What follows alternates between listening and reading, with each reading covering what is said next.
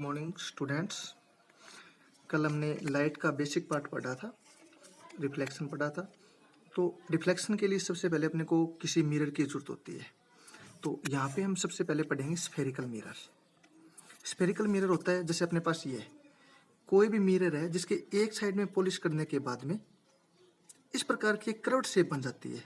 तो ये क्या होता है, स्फेरिकल मिरर होता है। जैसे इस प्रकार से हो सकता है, यानी इसके इनर या आउटर सरफेस पे हम पॉलिश कर लेते हैं तो उसके बाद में ये जो शेप होती है वो एक मिरर बन जाती है। ये मिरर होते हैं वो दो टाइप्स के होते हैं, कॉनकेव मिरर, कॉन्वेक्स मिरर। अगर हम कॉनकेव की बात करें तो कॉनकेव मिरर में क्या होता है कि इसकी जो आउटर सरफेस होती है, ये जो बार ऊपर की ओर उठी होती है, इसके ऊपर पॉलिश की होती है। और जो अपने पास इनर सरफेस होती है वो रिफ्लेक्टिंग सरफेस होती है। रिफ्लेक्टिंग का मतलब जैसे यहाँ पे कोई भी लाइट इंसिडेंट होगी तो वो लाइट यहाँ से क्या हो जाएगी, रिफ्लेक्ट हो जाएगी।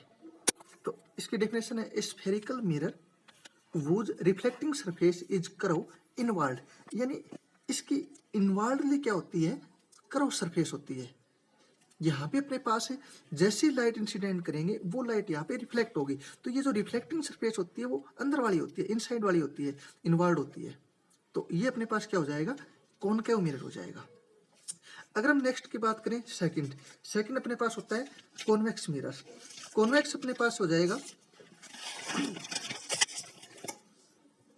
ए spherical mirror whose reflecting surface is curve outward. जैसे अपने पास यहाँ पे इनवर्ड यहाँ पे पॉलिश की होती है, तो ये जो ऊपर की ओर उठा भाग होता है, चाहे आप इसको ऐसे भी बना के दिखा सकते हो, ऐसे इनवर्ड पॉलिश होती है। तो ये जो अपने पास आउटर सरफेस होती है ये रिफ्लेक्टिंग सरफेस होती है। यानी जैसे इसके ऊपर लाइट इंसिडेंट करेंगे तो जैसी लाइट इंसिडेंट होगी तो इस प्रकार से लाइट रिफ्लेक्ट हो जाएगी। यानी लाइट इंसिडेंट करेंगे तो लाइट है वो रिफ्लेक्ट हो जाएगी।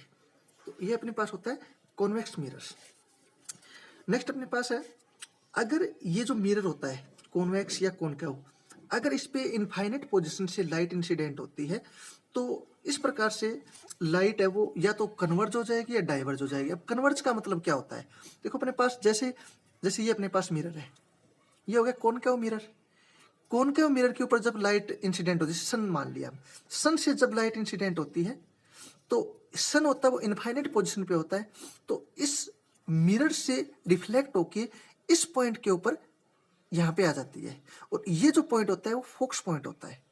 सिमिलरली एक सेकंड वेव है कोई भी, ये कोई अलग से रे है, जब ये इसके ऊपर इंसिडेंट होती है तो यहाँ पे रिफ्लेक्ट होती है। इसके अलावा और भी रेज हो सकती है, जैसे ये रेज होती है, ये इस प्रकार से रिफ्लेक्ट होके आएगी, ये जो रे है वो इस प्रकार से रिफ्लेक्ट होके आएगी, यानी इस तरह चलती रहती है।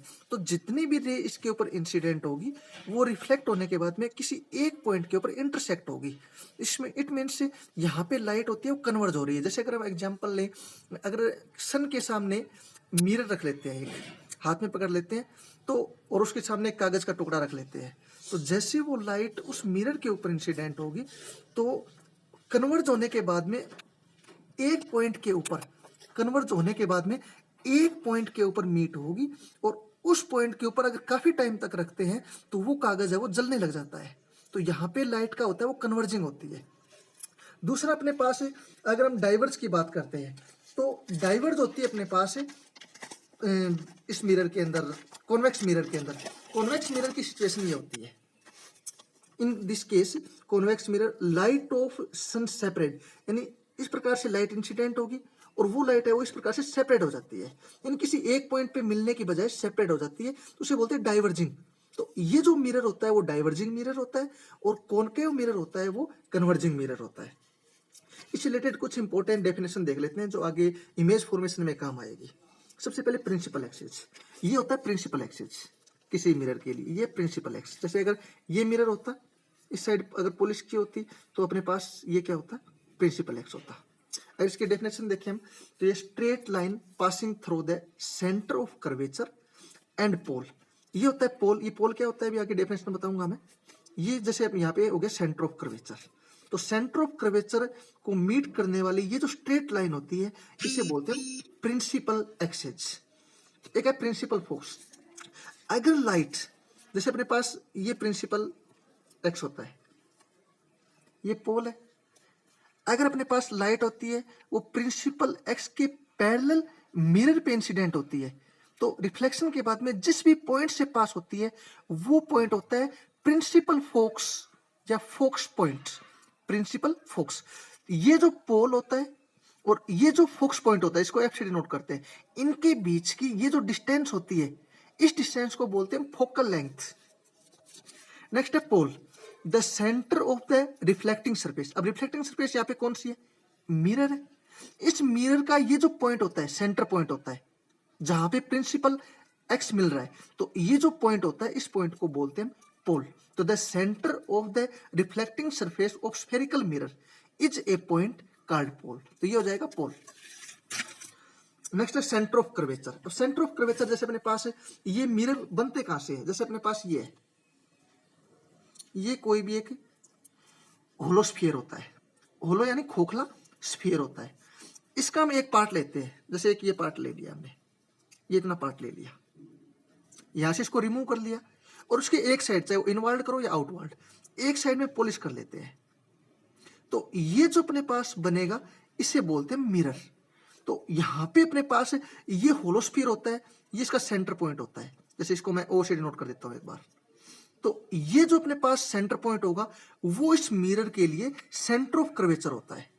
तो ये होगा अपने पास, it is the centre of the hollow sphere of glass of which the mirror is a part. यानी मिरर जिस होलो स्फीयर का पार्ट होता है उसका सेंटर होता है, उसे क्या बोलते हैं? Centre of curvature.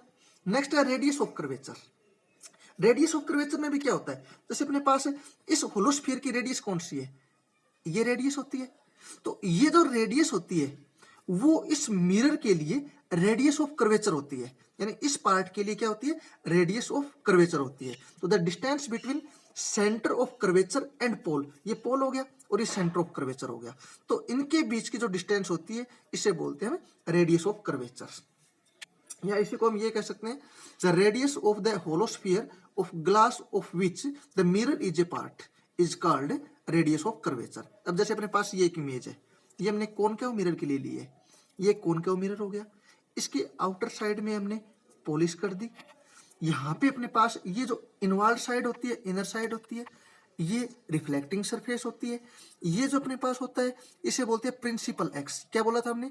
सी यानी सेंटर ऑफ कर्वेचर और पोल, इससे जो लाइन पास होती है, इससे जो भी रेज पास होती है, इसे बोलते हैं प्रिंसिपल एक्स। तो ये हो गया प्रिंसिपल एक्स। प्रिंसिपल एक्स के पैरेलल में ये लाइट इंसिडेंट हुई, इंसिडेंट के बाद में रिफ्लेक्शन के बाद रिफ्लेक्शन होता है, और जिस भी पॉइंट से रिफ्लेक्शन के बाद पास होती है वो पॉइंट होता है फोकस पॉइंट। ये जो अपने पास डिस्टेंस हो जाएगी इनके बीच की, जैसे पी एफ मैंने लिखा है यहाँ पे, फोकल लेंथ, ये होगी फोकल लेंथ। ये मिरर है, इसका सेंटर पॉइंट होता है, इसे पोल बोलते हैं। यहां से लेके यहां तक सीपी, यानी जैसे ये पार्ट लिया था हमने, ये पार्ट, तो सीपी अपने पास क्या हो जाएगा? रेडियस ऑफ कर्वेचर हो जाएगी। और ये अपने पास इसमें एक चीज और भी होती है कि ये जो रेडियस ऑफ कर्वेचर होती है इसको नॉर्मली डिनोट करते हैं आर से, और इसको डिनोट करते हैं फोकल लेंथ को एफ से। तो रेडियस ऑफ कर्वेचर हमेशा फोकल लेंथ की डबल होती है। रेडियस ऑफ कर्वेचर हमेशा फोकल लेंथ की डबल होती है। तो आज का पार्ट इतना ही है। Okay, thank you.